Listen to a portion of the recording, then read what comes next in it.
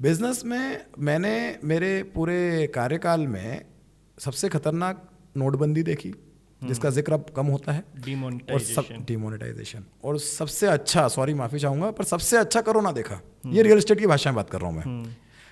नोटबंदी के टाइम पे प्रॉपर्टी के बारे में बात करना ऐसा था जैसे कोरोना के बारे में बात कर रहे हैं। और कोरोना में जब आपने प्रॉपर्टी के बारे में बात करी तो वो आइसिंग ऑन द केक, मतलब वो ऐसा था कि किसी ने 1 रुपये की चीज़ खरीदी थी, वो 10 रुपये की आज हो गई है। अच्छा। हाँ, क्या हुआ कि आफ्टर कोरोना लोगों को वैल्यू समझ में आई प्रॉपर्टी की। जो आदमी घर की तो बहुत वैल्यू समझ में आई, क्योंकि लोग घर में रहे, लॉकडाउन हो गए, अब उनको समझ में आया कि मैंने बेडरूम बहुत छोटा बनाया है। मतलब एक्चुअली वो घर उन्होंने कोरोना में ही देखा है। बहुत से लोगों को पता ही नहीं था कि मेरे घर में है क्या क्या या मैंने क्या बनाया है। बहुत से लोग रात को से सोने आते थे अपने घर, दिन भर काम करते थे। पर कोरोना ने बताया कि पापा मम्मी दादा दादी बच्चे और वाइफ सब एक ही साथ रहेंगे, तो सबको कुछ चाहिए। सबको बेडरूम में जो सारी चीजें चाहिए वो नहीं है। आज 10 बाय 10 का बेडरूम छोटा लगता है, क्योंकि इंसान की सोच बदली कोरोना के बाद कि नहीं यार, बेडरूम तो थोड़ा बड़ा होना चाहिए ना। Drawing room, what do you mean by drawing room? अच्छा, what is the difference between living room and drawing room? What is the difference between dining room and kitchen?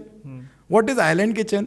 ये सब चीज़ के बारे में हम जानते थे, पर फिर भी हम सोचते थे कि यार नीचे दुकान है, ऊपर मतलब नीचे दुकान ऊपर मकान, यही तो होता है। तो राजवाड़ा में भी रहना पड़ रहा है, तो परेशानी क्या है? दिक्कत क्या है? कार को थोड़ा दूर खड़ी कर दूंगा। अभी लिमिटेड टाइम के लिए घर आना होता ना। घर पूरा टाइम तो दुकान में बीत रहा है। टाइम तो दुकान पर अब राजवाड़ा में रहने वाले व्यक्ति ने भी सोचा कि यार 5000 स्क्वायर फीट का प्लॉट तो होना चाहिए, मिनिमम इतना तो चाहिए। और लॉकडाउन लग गया तो कम से कम ऐसा तो होना चाहिए कि मैं घर में सब्जी उगा सकूँ, मतलब मेरे पास किचन गार्डन एक होना चाहिए।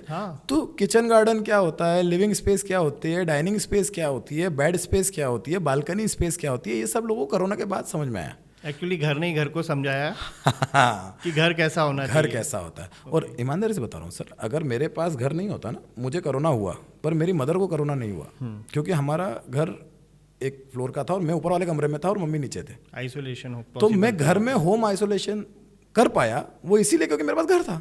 और शायद ये रीज़न इसलिए भी हो, जिनके पास अगर आइसोलेशन नहीं हुआ हो तो पूरी फैमिली इन्फेक्ट हुई होगी।